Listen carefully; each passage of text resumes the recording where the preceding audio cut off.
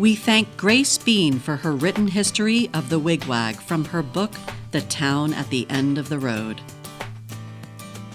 In 1969, a new enterprise was undertaken reminiscent of the 1872 Looker On. Instigated by Bertie Corcoran, a meeting was held to discuss the possibility of once again starting a town newspaper. Schoolteacher Axel Magnusson volunteered to be the first editor in his spare time, and a committee headed by John Davies, with proper deliberation and fanfare, announced that the paper's name would be the Waterville Wigwag, a name created by Hans Ray of Curious George fame and a resident of Waterville Valley at the time. A masthead was designed, with Bruce Andrew volunteering to become the business manager and to handle the minimal amount of money involved for the paper and postage. They found a mimeograph machine to use, and just like that, the wigwag was in business. Any willing person became a reporter, but much of the writing fell upon the editor. Wives and friends typed stencils. Through the early years, the paper proved to be a heavy burden for the editors, and from time to time, the paper wavered for a few months here and there.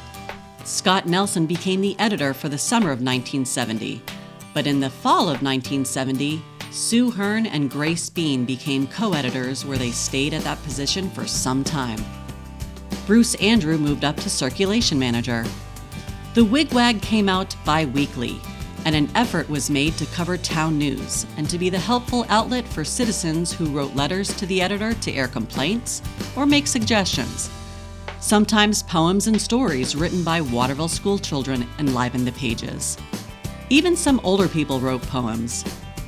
In 1973, the paper was incorporated as a nonprofit organization to give it legal protection.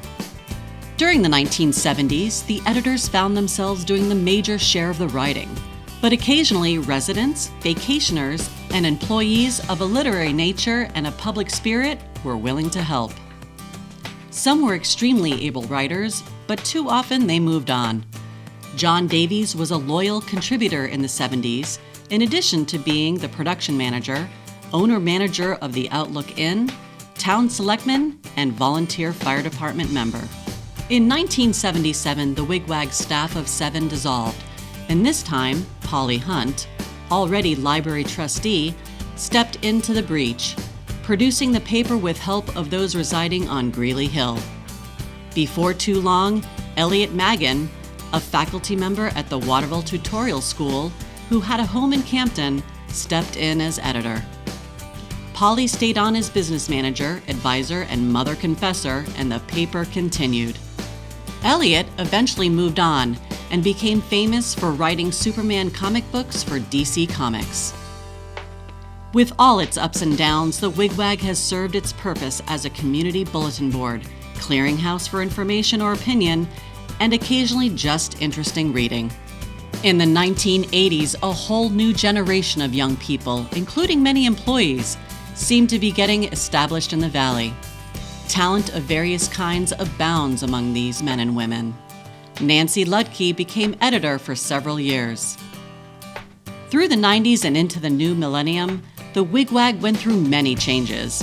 Marcia and Paul Levitt were editors for quite a while before handing the baton off to David and Bertie Britton, who brought their literary skills to the show and were editors for 15 years. Every issue was also graced with the creative artwork of Bertie Britton. A talent in so many fields, Bertie's cartoons were a feature everyone looked forward to, in addition, of course, to the articles. In 2017, with the wigwag on the verge of closing, the Brittons passed the torch to Andy Knight, Mike Fergal, and Bill Powell, who resurrected the paper. Since 1969, the wigwag has gone through ups and downs, even came close to shutting down, but someone always seemed to step up and keep it going. It has been a big part of the Valley for 57 years and seems to be healthier than ever. With Andy, Mike, and Bill at the helm, plenty of advertising, and a strong subscription base, the wigwag should stay on this trajectory for quite some time. The Waterville Valley wigwag has meant so much to so many and has truly become a Waterville Valley institution. We are honored to welcome the Wigwag into the Waterville Valley Hall of Fame.